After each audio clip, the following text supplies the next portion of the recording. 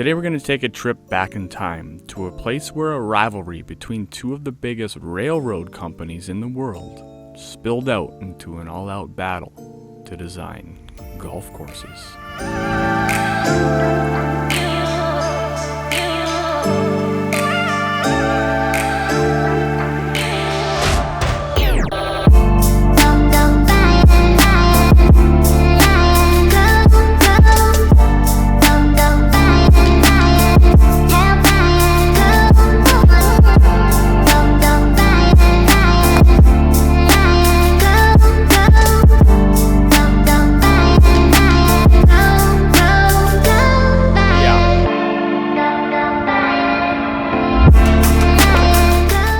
This journey begins in 1910, and the starting line is the Canadian Rocky Mountains. In 1910, the Canadian Pacific Railroad hired Bill Thompson, the Scottish golf professional, to be their first superintendent of their very own golf course.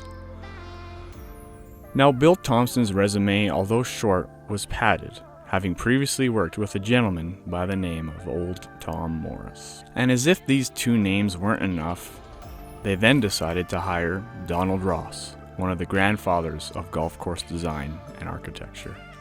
From Eastlake to Augusta to Pinehurst 1, 2, and 3, Donald Ross's courses are synonymous with classic and traditional design, complex bunkering, and visual intimidation. So in 1924, Mr. Ross expanded the already existing 9 into 18 holes. But in 1925, the plot thickens. The rival Canadian National Railway in Jasper decided to design a golf course of their own, and they hired rookie golf course architect Stanley Thompson. In 1926, after the success of the Jasper course, Banff Springs reached out to Stanley Thompson and said they wanted to have the last word in golf. From 1927 to 1928, Stanley Thompson redesigned the Banff course with the goal to reconnect it to its surroundings and the hotel. And so it's the synergy between Ross and Thompson that is the finished product that we see here today, and it's been relatively unchanged for the past 100 years. Banff Springs stands out as a staple amongst top 100, top 50, top 20, even top 10 lists of the greatest golf courses in the world. And although times have changed and technology is pushing the boundaries of golf course architecture and design, Banff Springs still stands up. You get all the charm and welcoming environments that you usually get and expect out of a Parkland-style golf course. You have very wide, forgiving fairways with some unique and complex and punishing bunkering. Nice greens that were playing a little on the slower side when we played, but overall not that challenging of an experience. And that's good because it doesn't take away from the overall views and vibe. But with the riverbed and mountain range on a few specific standout holes, you know what I'm talking about, you truly get some of the best views and golf experiences I've ever had. And throughout history, the Banff Springs has attracted celebrities and golf stars alike. From Marilyn Monroe filming A River to Return in Banff while her partner, Joe DiMaggio, would play 18 while she's on set. To the Telus Skins games with Jack Nicklaus, Greg Norman, John Daly, Stephen Ames, and Sergio Garcia. One of the main attractions and one of the most talked about holes in all of Canada was Stanley Thompson's redesign around a pond previously named the Witch's Cauldron. And he challenged himself to not only route the golf course to, but through. Perched up high above the pond, you stand on the 4th tee box. Now this is one of those holes that when you walk onto the tee box, you won't have a club in your hand, you won't have a ball in your hand, you'll probably have your jaw in your hand, to be honest.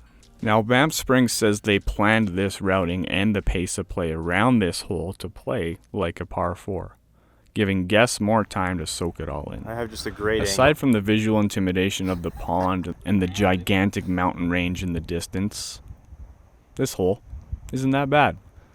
Depending on where the pin is, everything funnels to the hole. And to echo this sentiment, myself, personally, almost shook off a 27-year curse since my last hole-in-one. What? Yeah. You shot? Yeah. Yes. This is This is the turning point. Holy fuck, what a shot. What a shot. Imagine this if you're holding it. I know. Well, I have the second one, but that's mine.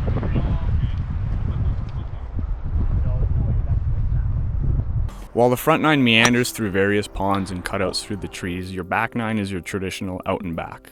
And it's where the out meets the back where you get the second and third best views in all of golf. And if you so happen to pull your approach shot on the 13th, you get a sneak preview of the views waiting for you on 14. And this is where you're greeted with one of the most iconic looks down the fairway of the 14th to the castle-like structure that is the Banff Springs Hotel. After that, you're greeted with the biggest and probably only elevation change on the whole course. So bring a couple extra balls, let the driver fly on the 15th. And if you catch it at the right time of day, the light contrasting the fairway and the dark forest is an amazing sight. Banff Springs is one of those bucket list courses. Now in the area, there might be better courses for the money, the newly redesigned 27 at Kananaskis, Stewart Creek, and Silvertip alike. But Banff is a little bit different. The rich history, character, and traditional vibes of this course bring home a different feeling than most mountainous courses do.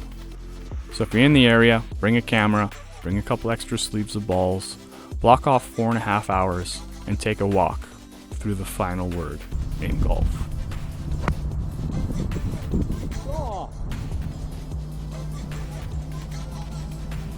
Good shot, partner. Oh, God.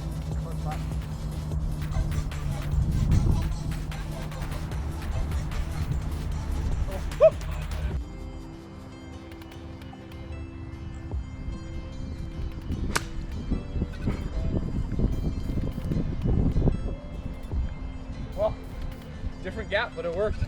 Strictly to capture Smitty's hair. Is that longer than in high school when we dyed it? Yeah. It's down to my chin. You could be Stephen Anderson's brother. Nope. Ooh, I like this. Oh,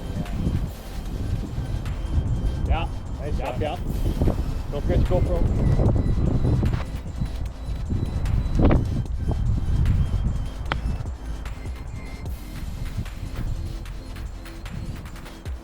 Nice attempt.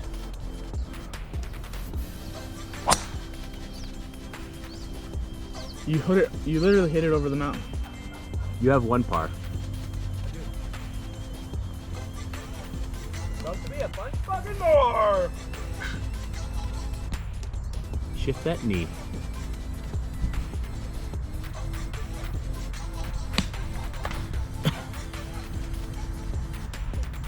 Shit. Hit it hard. Shit. Where else am I gonna go? To the bunker! I don't like them. Okay.